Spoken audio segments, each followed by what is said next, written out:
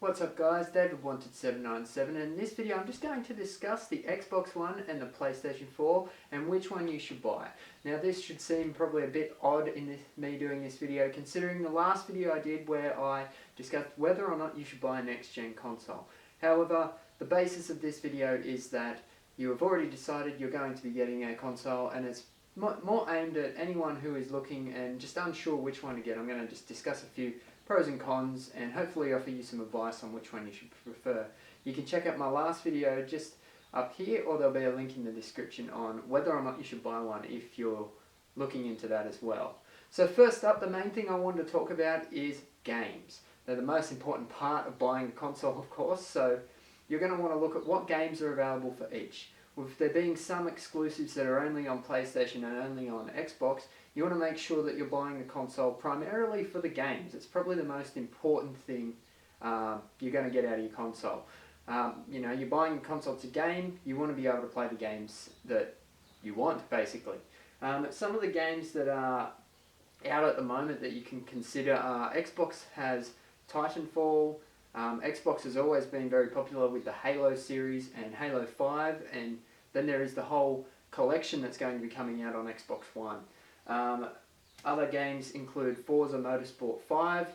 There are a bunch of other exclusives set to come out, but a lot of games, as I mentioned in my last video, are coming out at the end of this year. On PlayStation side of things, their lineup of exclusive games include Infamous Second Son. They got their Killzone series with Killzone Shadow 4 on the PS4, as well as Knack. So there aren't very many exclusives available at the moment, but there are a lot more coming later in the year. So the next section I want to talk about is the controller.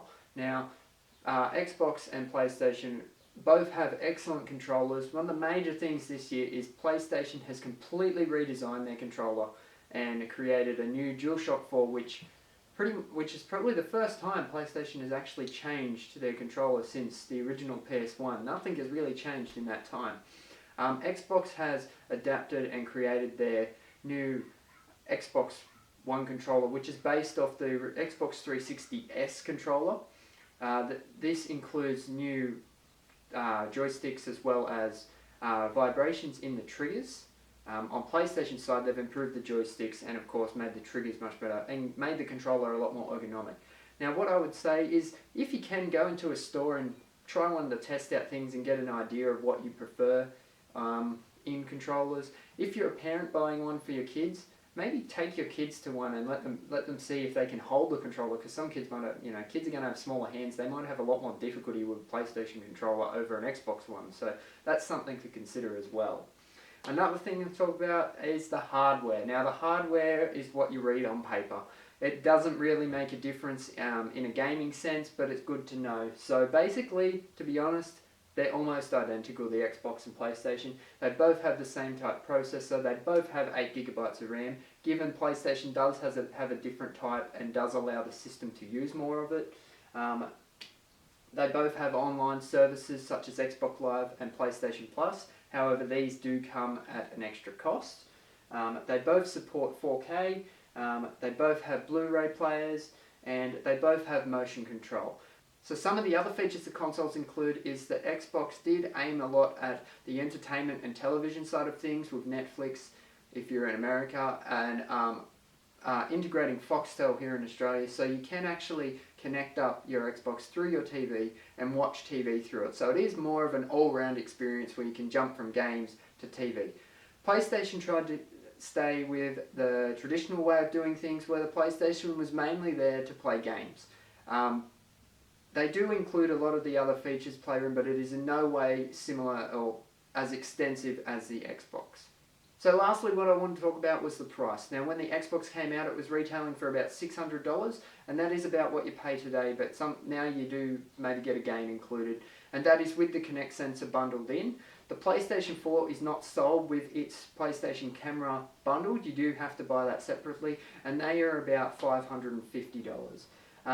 Xbox at the time was not going to be selling the console without the Kinect sensor, but have since then released a standalone console that does not come with their Kinect sensor, and it retails now for around $500. So currently Xbox is coming in at the lowest price, but that doesn't include the camera, while PlayStation is slightly a bit higher without the camera at around $550. So the price is sort of a $50 difference depending on what line you're going down.